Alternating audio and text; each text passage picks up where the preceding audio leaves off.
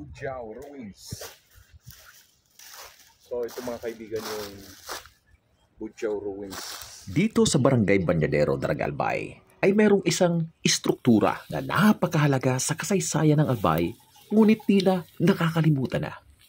Sa unang tingin ay aakalain mong kagubatan dahil sa mga naglalakihang mga puno.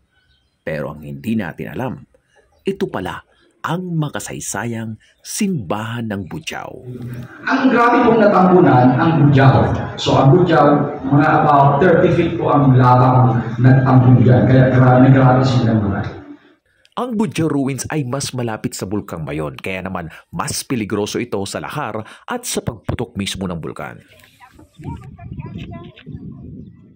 Karamihan kasi sa atin ay pamilyar lamang sa Cagsawa Ruins na nasira ng pagputok ng bulkan noong taong 1814 na siya umanong pinakamalakas sa kasaysayan.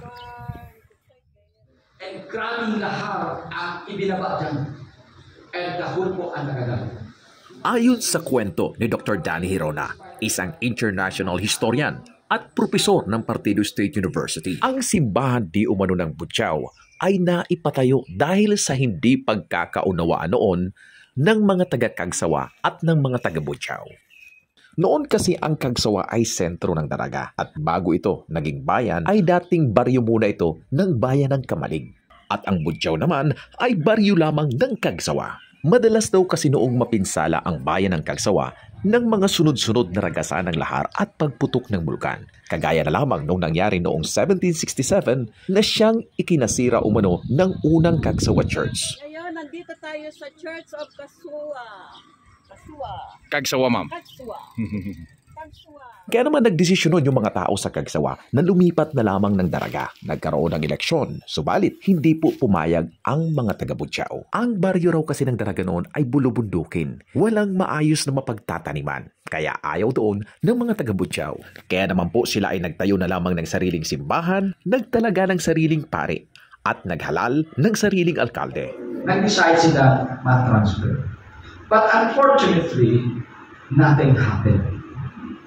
And that spells tragedy for the people of Cagsawa.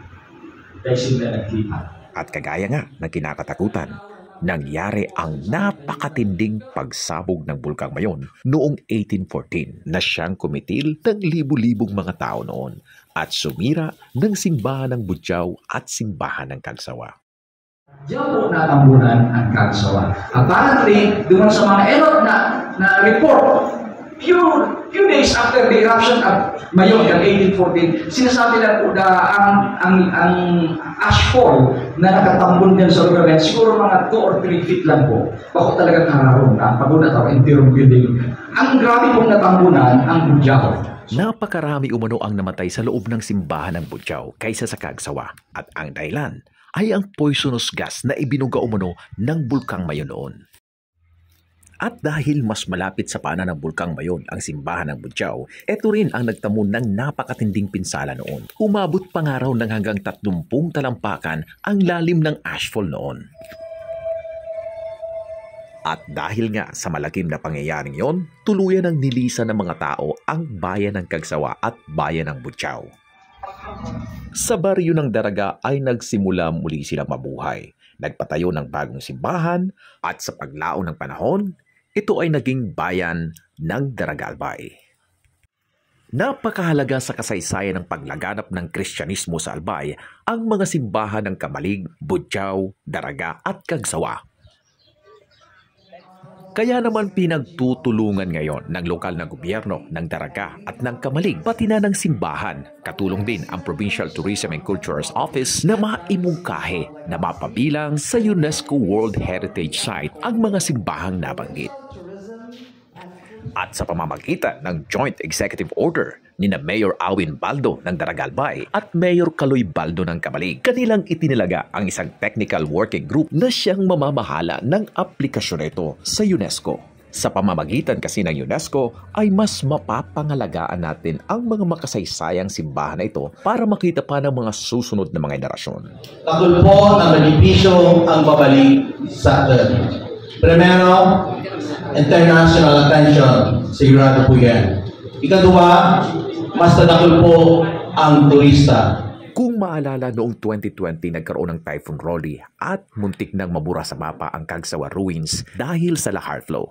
Pinaniniwalaan na ang matinding quarry noon sa Albay ang mas nagdalang peligro sa Cagsawa Ruins. Kaya naman, upang mapangalagaan ito, ay ipinangako ni Mayor Awin Baldo ng Daraga na ire-regulate nila ng maayos ang quarry sa kanilang bayan. Para malimitaran nga rin yung maging disastrous. And syempre, economical pa rin tigisimit ang quarry tiga pakinabangan. Ako lang po ang kita kang munisipyo. Pero, para po magtuloy-tuloy yan, hindi madistroso, nagpasa po kami ng ordinansa na ang quarry sa Daraga within the galley lang po.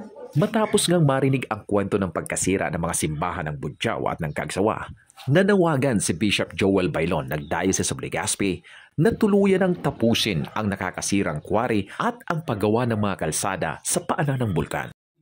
But if you're going to destroy this volcano with these unmitigated forms of quarrying, kung pigbubungkal taan gilid kan bulod ni ini, na mapagibuning tinampo na di man ki-out kung pwedeng maglaog, kundi mga truck na nagraraot kan sa tuyang bulod ni ini, ano klaseng UNESCO Heritage ang ipipresentar ta? Sa susunod na taon pa malalaman ang resulta kung mapapabilang nga ba talaga sa UNESCO World Heritage Site ang Bulkang Mayon at ang mga simbahang nabanggit sa ating kwento.